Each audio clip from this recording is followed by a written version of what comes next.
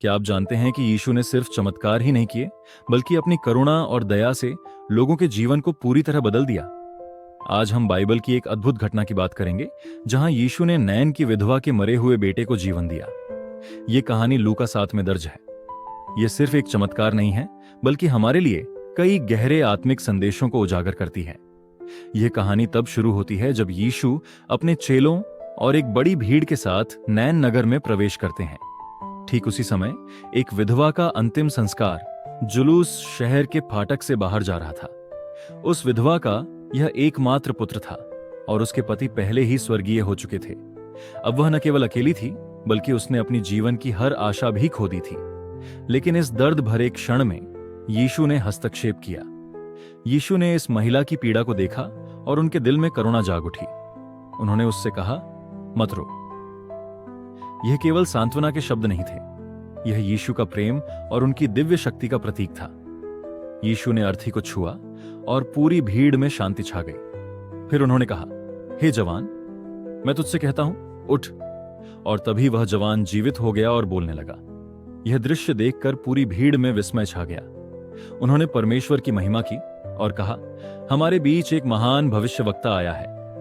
यह चमत्कार पूरे यहूदिया और आसपास के क्षेत्रों में फैल गया। इस कहानी से हमें 3 महत्वपूर्ण आत्मिक संदेश मिलते हैं। पहला, यीशु की करुणा। यीशु ने उस महिला के दर्द को महसूस किया। वह हमारे दर्द और संघर्षों को समझते हैं। जब हम अपने जीवन में परेशानियों का सामना करते हैं, तो हमें यह विश्वास होना चाहिए कि यीशु हमारी हर चिंता को जानते हैं और हमें सांत्वना देने के लिए तैयार हैं। जैसा कि भजन संहिता 34:18 कहती है, यहोवा टूटे हुए मन वालों के निकट रहता है। दूसरा, मृत्यु पर यीशु की शक्ति।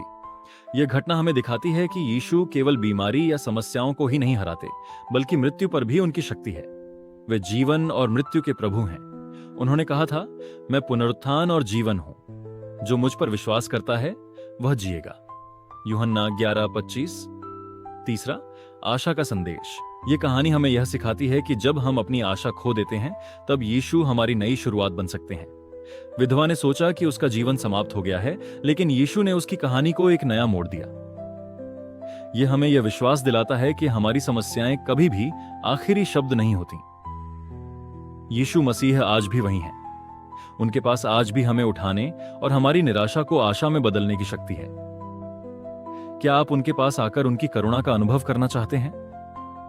बस विश्वास कीजिए और देखें कि वह आपके जीवन में कैसे चमत्कार करते हैं। अगर यह कहानी और इसका संदेश आपके दिल को छू गया हो, तो इस वीडियो को लाइक करें, इसे अपने दोस्तों और परिवार के साथ शेयर करें और हमारे चैनल को सब्सक्राइब करें। ऐसी और प्रेरणादायक कहानियों के लिए जुड़े रहें। धन्यवाद।